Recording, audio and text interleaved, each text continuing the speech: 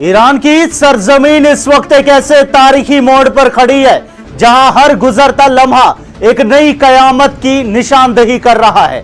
Tehran के ऐवानों से निकलने इस सदा ने पूरी दुनिया के कानों में एक खौफनाक सरसराहट पैदा कर दी है। ईरान के supreme leader Ayatollah Syed Ali खामनाई ने जब खामोशी तोड़ी तो उनके अल्फाज महज अल्फाज नहीं बल्कि एक ऐसी हकीकत का एतराफ थे जिसने मुल्क की बुनियादों को हिलाकर रख दिया है। उन्होंने दुनिया को बताया कि ईरान जिस आग में जलता रहा वो कोई आम गुस्सा या अवामी एहतिजाज की चिंगारी नहीं थी, बल्कि वो एक मुकम्मल और खौफनाक साजिश, वो साजिश जिसका मकसद पूरे निजाम को तहोबाला करना था। सुप्रीम लीडर का लहजा संजीदा था और उनकी आंखों में मुल्क की सलामत का दर्द साफ दिखाई दे रहा था। उन्होंने निहायत दिलेरी से इस बात का इंकिशाफ किया कि जो कुछ हालिया दिनों में हुआ वो कोई इत्तेफाक नहीं हो सकता। ये एक ऐसी मुसल्लह कोशिश थी जिसमें दुश्मन ने अपने तमाम मोहरे एक साथ मैदान में उतार दिए थे। ये लोग शहरी आजादी का नाम लेकर निकले जरूर थे, लेकिन उनके हाथों में मौजूद नक्शे और जहनों में मौजूद मंसूबे किसी और ही कहानी की तरफ इशारा कर रहे थे।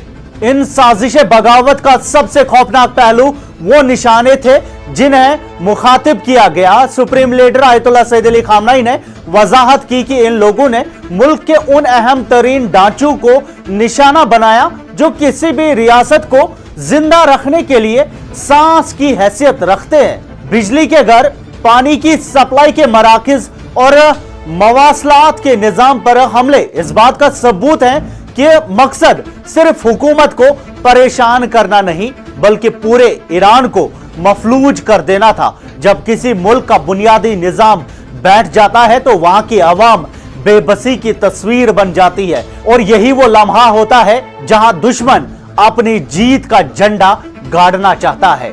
तशद्दुद की ये लहर सिर्फ इमारतों तक महदूद नहीं रही। Supreme leader Ayatollah Syed Ali खामनाई ने बड़े दुख के साथ उन मनाजिर का जिक्र किया जहां पुलिस के जवानों पर हमले किए गए। वो मुहाफिज जो अवाम की हिफाजत के लिए रातों को जागते हैं, उन्हें सड़कों पर निशाना बनाया गया। सरकारी इमारतें जो रियासत की शान और निशान होती है, उन्हें आग की नापाक नजर कर दिया गया। ये सिर्फ ईंटों और पत्थरों पर हमला नहीं था बल्कि ये ईरान की गैरत और उसकी हुकूमत पर सीधा वार था। बैंकों को लूटना और उन्हें जलाना इस बात की निशानी थी कि ये लोग मुल्क की मईशत को हमेशा के लिए अपाहज कर देना चाहते थे ताकि आम आदमी रोटी के एक एक निवाले को तरसे और रियासत के खिलाफ खड़ा हो जाए। इस पूरे मंजरनामे के पीछे छुपी हुई बैरूनी साजिशों की बू अब साफ महसूस की जा सकती है।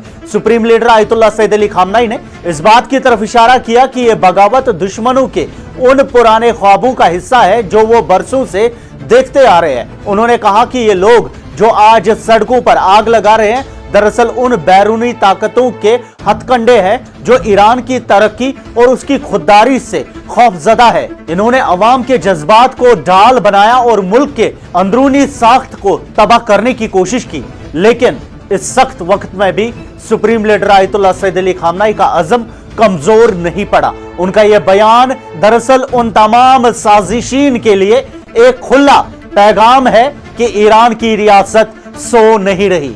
उन्होंने दुनिया पर वाज़ेह कर दिया है कि वो इन हमलों की गहराई को समझते हैं और जानते हैं कि दुश्मन कहां बैठकर डोरी हिला रहा है।